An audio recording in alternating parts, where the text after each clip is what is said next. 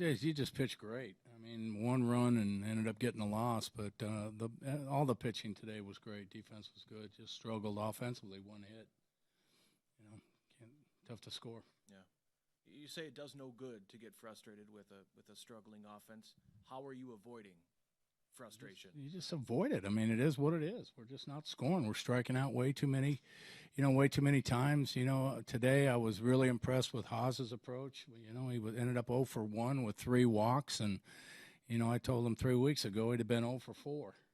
Swinging at pitches out of the zone, and he's taking his walks. Kane's taking his walks, and we just have to find ways to get better pitches to hit and lay off pitches that we can't hit. Can you describe the feeling inside that dugout when things are going? I mean, there's frustration there with the guys. There's a lot of intensity, but there's some frustration too.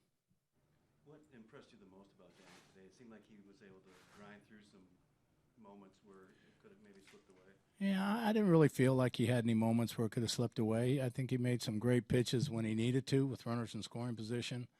But I just felt, that he was just, competing out there, just getting after it and making pitches when he needed to. Offensively, it's impossible to answer, but do you feel like that maybe this is rock bottom? I mean, almost. Come on, I mean. Yeah, it's one hit. There weren't a lot of opportunities today, but in the fourth, you get second and third with one out there playing back. Is that maybe you just need a productive out in that situation? Of course. You need to find a way to put a ball in play there, and we ended up striking out twice. Goes back to what I was talking about earlier. When we were really successful in 14-15, we didn't strike out much. We put the ball in play. We found ways to put the ball in play. And we're just not really doing that right now.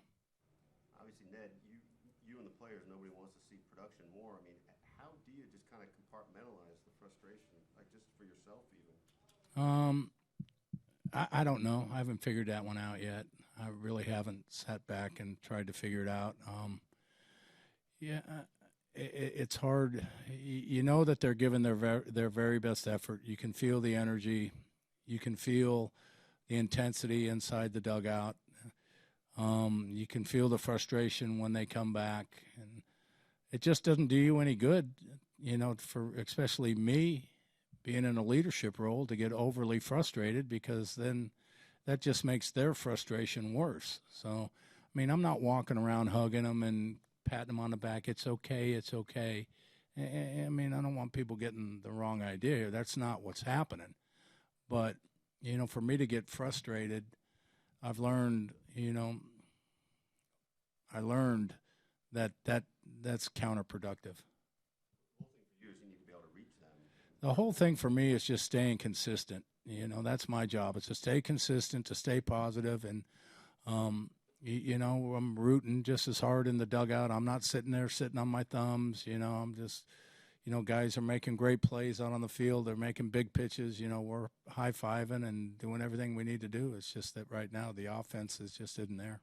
They're making more good defensive plays. Is that not a sign, too, that they have not checked out mentally? Of course. Yeah, of course. I mean, you check the intensity on the field defensively, and that's a big indicator, that if they're dragging defensively or even on the base pass, when they do get on. And that hadn't been the case. They continue to play a high-quality defense out there on the field.